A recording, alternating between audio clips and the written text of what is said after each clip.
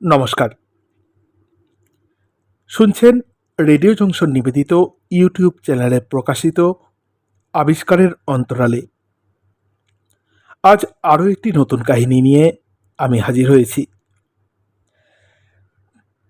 আবিষ্কারের অন্তরালে যেই অজানা এবং না জানা কাহিনীগুলোই আপনারা শুনছেন, সেগুলি লেখার পেছনে থাকে দীর্ঘ অধ্যাবসায় এবং অনুসন্ধান, যা করেছেন ডাক্তার প্রদীপ কুমার দাস। আমরা ডাক্তার প্রদীপ কুমার দাসের প্রতি কৃতজ্ঞতা জ্ঞাপন করি। কবিগুরু রবীন্দ্রনাথ ঠাকুর বলেছিলেন, যেখানেই দেখিবে ছাই উড়াইয়া দেখো তাই, পাইলেও পাইতে পারো অমূল্য রতন। তাই উড়ন্ত ছাইয়ের ভেতরে থাকা অমূল্য রতন খুঁজে যিনি বের করেছেন, তার কাহিনীগুলোই আপনাদের শোনাচ্ছি। এই ঘটনাগুলি আবিষ্কারের অন্তরালে ডাক্তার প্রদীপ কুমার দাসের লেখা বই থেকে আমরা সম্প্রচার করছি। বইটি কপিরাইটের অধীনে আছে। আপনারা কেউ পাইরেসি করবেন না, পাইরেসিকে প্রশ্রয় দেবেন না। পাইরেসি দণ্ডনীয় অপরাধ। আজ আপনারা যে কাহিনীটি শুনবেন, খাবারের টেবিলে বসে আবিষ্কার, যেটি আবিষ্কারক কলিস ফ্র্যাকচার। তার নাম আব্রাহাম কলিস। জন্ম 1773 সালে ক্লেনির কাছাকাছি মাউন্ট শহরে। বাবা ছিলেন বড় ব্যবসায়ী মার্বেল পাথরের। কলিস ভর্তি হয় ক্লোনি গ্রামার স্কুলে।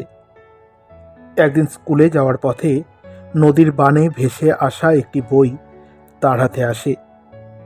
বইটা ছিল অ্যানাটমির বই।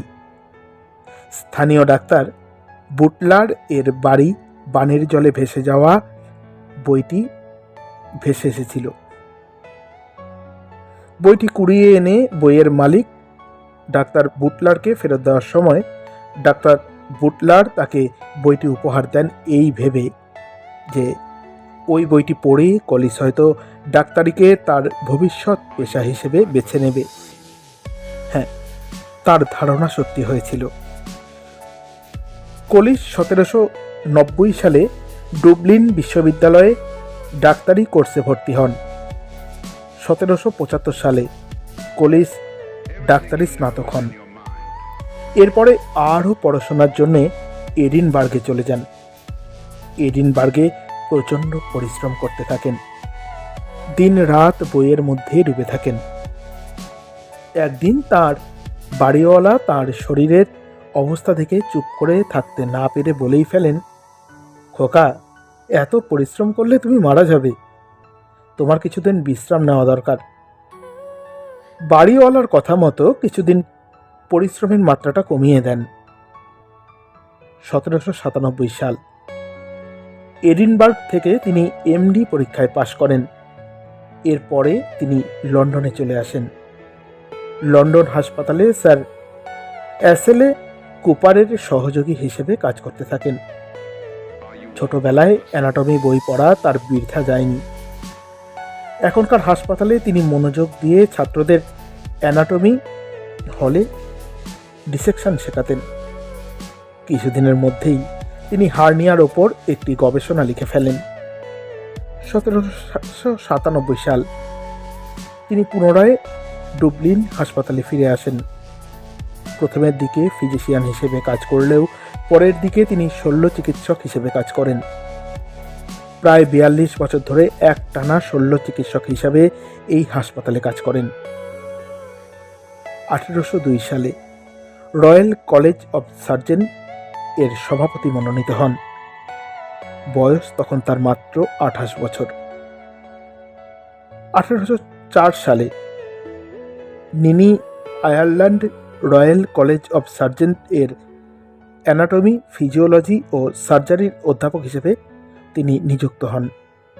খুব অল্প দিনের মধ্যেই তিনি ছাত্রদের কাছে খুবই জনপ্রিয় শিক্ষক হিসেবে পরিচিতি লাভ করেন। একদিন ছাত্রদের পড়িয়ে সন্ধেবেলা বাড়ি ফিরে এসে খাবার টেবিলে টেবিলে বসে খাবার খাচ্ছিলেন। তার এক পরিচারিকা তাকে খাবার দিতে আসছিলেন। হঠাৎ মেঝে পা পিছলে পড়ে যান তিনি। পড়ে গিয়ে উঠতে পারেন না। কলিস চেয়ার ছেড়ে উঠে গিয়ে তাকে ধরাধরি করে তুললেন।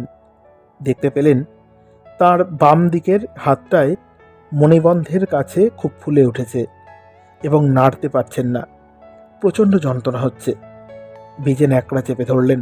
বেশ কিছুক্ষণ পরে পরিচালিকা শান্ত হাত হয়ে কিছুটা বিরাম পেলে কলিস ভালো করে পরীক্ষা করে বুঝতে পারলেন পরিচারিকার বাম হাতটি মণিবন্ধের কাছে ভেঙে গেছে। ভাঙা জায়গা সহ হাতটিকে ঠিক কাঁটা চামচের ডগার মতো লাগছে। এই ঘটনাটি তিনি লক্ষ্য করে সমস্ত বিবরণটি তার ডায়েরিতে লিখে রাখেন। পরবর্তীকালে এই ধরনের চোট আঘাতজনিত বেশ কয়েকটি ঘটনার সন্ধান তিনি পান।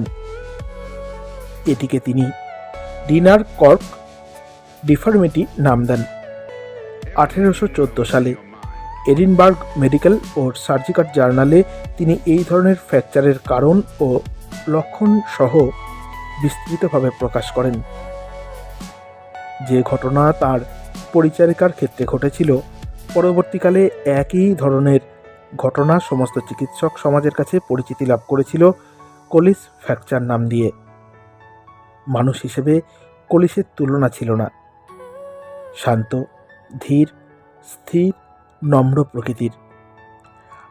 1839 সালে তাকে ব্যারন পদে অভিষেক করার জন্য পীড়াপিড়ি করা হয়, কিন্তু তিনি তা বিনয়ের সঙ্গে প্রত্যাখ্যান করেন। পারিবারিক জীবনে 6টি সন্তান ও 4টি কন্যার সহ জমজমাট তার ঘরোয়া সংসার। বড় ছেলেটি পরবর্তী জীবনে নামকরা শল্য চিকিৎসক হিসাবে পরিচিত হন। 1843 সালে 6 ডিসেম্বর ইহলোকের মায়া ত্যাগ করে কলিস ফ্র্যাকচারের জনক আব্রাহাম কলিস পাড়ি দেন নতুন পথের সন্ধানে। শুনলেন আবিষ্কারের আরও একটি নতুন কাহিনী, যেটি লিখেছেন ডাক্তার প্রদীপ কুমার দাস। ডাক্তার প্রদীপ কুমার দাস শ্রীরামপুরের একজন সুপ্রসিদ্ধ ডাক্তারবাবু। All Indian Medical Association Serampore বিভাগের তিনি সভাপতি এবং বিভিন্ন ডাক্তারি সংস্থা এবং সামাজিক পরিষেবার সঙ্গে তিনি যুক্ত বিভিন্ন সাহিত্য সংগঠনের সঙ্গেও। ইতিমধ্যেই ফোর্বস পত্রিকা থেকে তার কলম বেরিয়েছেন এবং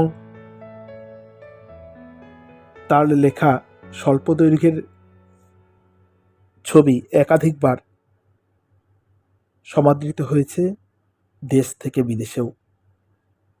তাই এমন গুণী মানুষের লেখা আমরা সম্প্রচার করতে পেরে গর্বিত। আমরা কৃতজ্ঞ ডাক্তার প্রদীপ কুমার দাসের কাছে। কেমন লাগছে আমাদের এই অনুষ্ঠান? আপনারা অবশ্যই ইউটিউবের কমেন্ট বক্সে কমেন্ট করে জানান কী ধরনের অনুষ্ঠান আপনারা শুনতে চান, আমাদেরকে কমেন্ট করে জানাবেন। আজ এ পর্যন্তই। আবার দেখা হচ্ছে আগামী সপ্তাহে নতুন কোনো আবিষ্কারের কাহিনী নিয়ে। আজকের মতন শুভরাত্রি।